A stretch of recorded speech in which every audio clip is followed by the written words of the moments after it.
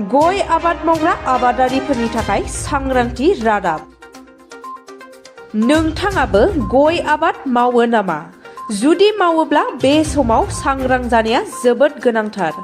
बे समाव गय आबादखौ रायजो नाङैनो फोजोबस्रांनो थांगासिनो दं येल'विं डिजीजआ। नंगौ, बे समाव गुबुन गुबुन ओनसोलफोराव येल'विं डिजीज बेराम जानानै फारि फारि थैलांनो हमदों गय आबाद, जायनि थाखाय गय आबादारिफोरा खाफालाव आखाइ हमनो गोनां जादों। बेबायदिनो चिरां जिल्लानि सिङाव थानाय कुंग्रिं आमिनपारा गामिनि अजित मुसाहारिजों लोगोसे आमिनपारा गामिनि गय आबादारिफोरा जोबस्रांनायनि लामायाव। बे गय आबाद जोबस्रांनायनि हालोदखौनो मिथिनानै दिनै आबाद बिफान बेंटल सार्कलनि एडिअ राजकुमार गस्वामीजों लोगोसे आबाद बिफाननि फिल्ड अफिसार बिरदाव मुसाहारि मोनहा नायदिंफैयो। बेजों लोगोसे एडिअ राजकुमार गस्वामीआ फोरमायनाय बायदिब्ला बे गय थैनायनि बेरामखौ येल'विं डिजीज होननानै फोरमायो, जायखौ होबथानोब्ला आबादारिफोरा जोबोद सांग्रां जानांगोन। गय बिफांखौ जेब्लाबो साफ सिखोन लाखिनांगोन, लोगोसे बिफांजों बिफां 10 फुट गोजान गायनांगोन। बागानखौ साफ सिखोन लाखियाब्ला गय बिफांनि एम्फौआ बाङो होनना फोरमायदों। बे रोखोमनि बेरामखौ होबथानोब्ला स्प्रे खालामनानै एबा मुलि बाहायनानै होबथानो हाया। बिनि थाखायनो बाजाराव गोमो गाबनि सीड ट्रापार मोननो हायो। गोमो गाबनि सीड ट्रापारखौ नुनानै एम्फौफोरा बायो आरो आथाजों सिथाबनानै एम्फौफोरा बिरनो हाया जायो होनना बुंदों। बे रोखोमनी आदब बाहायनानै गय बेरामखौ होबथानो हायो होनना फोरमायना होलाङो एडिअ राजकुमार गस्वामीआ। এইটো ইয়াতে কুংৰিং আমিনপাৰা গাঁৱত আজি আমি আহিছোঁ আৰু ইয়াতে যিটো আমি তামোলৰ বেমাৰ যিটো বিশেষকৈ দেখিবলৈ পাইছোঁ, এইটো য়েল'ৱিং ডিজিজ বুলি কয়, মানে হালধীয়া পৰি যোৱা বেমাৰ। তো এই বেমাৰটো পোক এটাই বিয়পায়। বেমাৰ হোৱা গছৰ পৰা ভাল গছলৈকে পোক এটাৰ জৰিয়তে এইটো বিয়পোৱা যায় আৰু এই বেমাৰটোক আমি কোনো স্প্ৰে কৰি বা কিবা ঔষধ মাৰি পেলাই আমি ঠিক কৰিব নোৱাৰোঁ। তো গতিকে আমি যেতিয়া তামোল খেতি কৰিবলৈ আগবাঢ়োঁ, আমি তেতিয়াই কিছুমান কাম কৰা উচিত। যেনে প্ৰথমটো হ'ল যে আমি দুডাল তামোল গছৰ পুলি যেতিয়া আমি ৰুম, তো তেতিয়া আমি দুডাল গছৰ মাজত ডিষ্টেঞ্চটো ভালকৈ ৰাখিব লাগে। প্ৰায় 10 ফুট আমি দুডাল গছৰ মাজত ৰাখি পেলাই আমি গছটো ৰুব লাগে। দ্বিতীয়তে আমি যিখিনি ঠাইত আমি তামোলখিনি ৰোৱা যায়, তো সেই তামোল ৰোৱা ঠাইখিনি আমি চাফা কৰি ৰাখিব লাগে।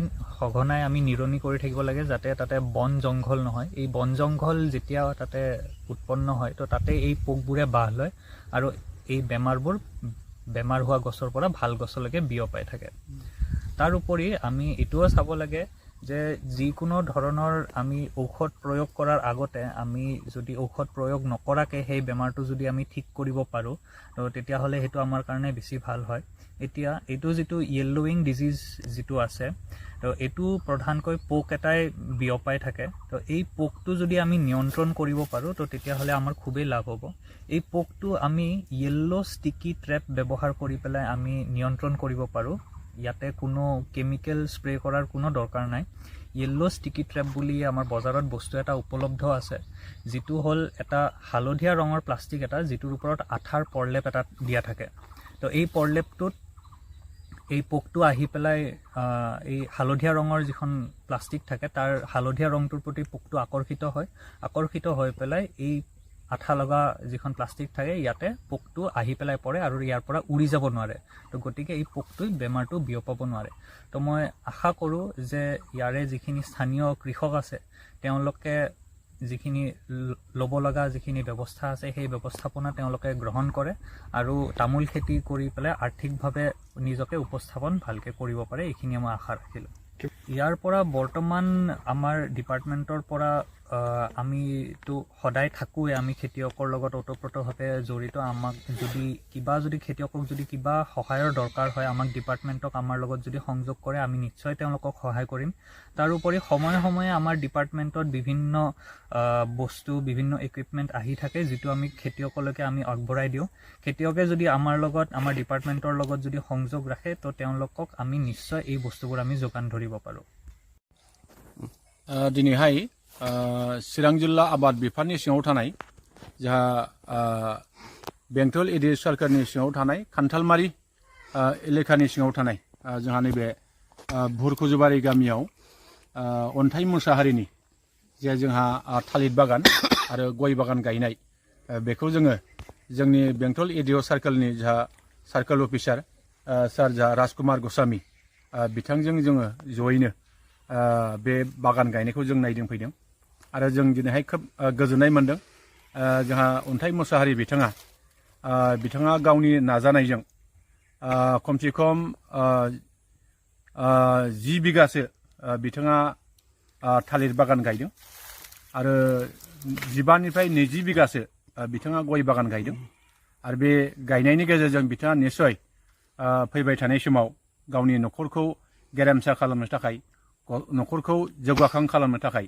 बिथाङा मोनसे मोजां थांखि लानानै बे खामानिखौ मावदों आङो बिथांनो खोब साबायखर जासिगोन आङो आबाद बिफाननि सासे मावगिरि हिसाबै आं आसा खालामो बिथांजों लोगोसे जोंनि ओनसोलाव गोबां बेबादि आबाद मावनायनि जे थासारि जोंहा निश्चय फैनांगौ दङ आरो जोंनि आबादारिफ्रा फैबाय थानाय समाव गावनि आबाद मावनायनि गेजेरजों जे गावनो रांखान्थि आरजिनाय न'खर दैदेननाय समाज बिथिङाव माखासे खामानि मावनो हानाय बेखिनि बाथ्राफोरखौ निश्चय जोंनि आबादारिफ्रा साननांगौ दङ आरो मावनांगौ दङ आरो जोङो बेखौनो बुंगोन जे दिनैहाय सरकारनिफ्राय भारत सरकार आसाम सरकार आरो बिटिआर सरकारनिफ्राय आबादारिफोरनो गोबां बेबादि मदद आरो हेफाजाब होनायखौ जों दिनै नुबाय थादों आसा खालामो जोंनि आबादारिफ्रा जोंनि सरकारनि माखासे मावख'ग्रा बिथांमोनजों सोमोन्दो लाखिनानै बिथांमोनहा जिखिनि आबाद मावनो गोसो थालिर बागान गायनायानो जा स्ट्रबेरि गायनायानो जा लेबु बागान गायनायानो जा तरमुज गायनायानो जा बायदि बायदि माखासे आबाद खालामनो थाखाय दिनै सरकारा गोबां सुजुग सुबिदा होगासिनो दङ आरो बे सुजुग सुबिदाफोरनि गेजेरजों जोंनि आबादारिफ्रा निश्चय मोनसे रांखान्थि फोजौनायनि जे सिन्था जे साननाय बे साननायफ्रा निश्चय दिनै गोबां बेबादि जाफुंसारनायखौ जों नुदों दिनैहाय जोंहा गोबां आबादारिफोर दिनै गोजौ थाखोनि आबादारिफोर जों दिनै मोनगासिनो दङ दाख्लै जोंहा बिजनीनि सर्बेस्वर बसुमतारी होननाय आरो जोंहा नैबे सालबारिनि जा अमर सिंह बसुमतारी होननाय बिथांमोना बिटिआर सरकारनिफ्राय गोबां बेबादि अनसुंथाइ मोननानै गावनि आबाद बिथिंखौ फोजौनायाव निश्चय हेफाजाब मोनदों आरो बिथांमोनहा गुबुन गुबुन बिफाननिफ्राय बेबादि माखासे एवार्ड बान्था मोननो हानाय बेबादि आबादारिखौ जों नुदों आसा खालामो जोंनि साफ्रोमबो आबादारिफ्रा बेखिनि सिन्था बेखिनि साननाय बेखिनि मावनायजों जुदि नोङो आबाद मावनो हायोबा बिथांमोना साफा साफा जाफुंसार आबादारि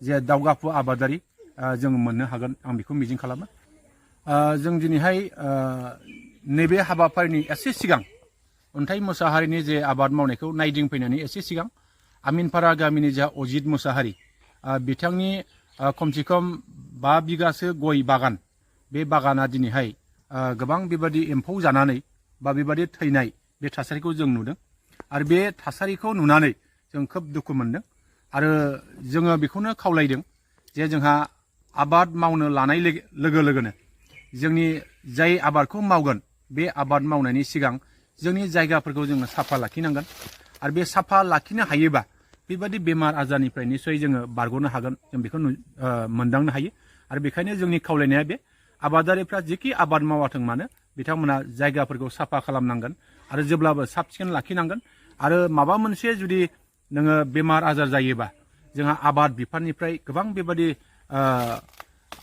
आबादखौ रैखाथि खालामनो थाखाय बा बेमार आजारनिफ्राय बारग'नो थाखाय गोबां बेबादि माखासे जोंहा सुजुग सुबिदा दङ बेखायनो आंनि गुरैयै खावलायनाय जाहाथे आबादारिफ्रा आबाद बिफानजों जाहाथे मोजां सोमोन्दो लाखिनानै जेखि थासारियानो जाथों मानो जेखि बेमार आजारानो जाथों मानो जेखि नोङो सुजुग सुबिदानि मोननायनि जे राहाफारियानो जाथों मानो बिथांमोनहा बा नोंथांमोनहा जाहाथे आबाद बिफानजों मोजां सोमोन्दो लाखिनानै जुदि नोङो दावगालांनो हायोबा निश्चय बेबादि खैफोदनिफ्राय जोङो उदां जागोन आं बेखौ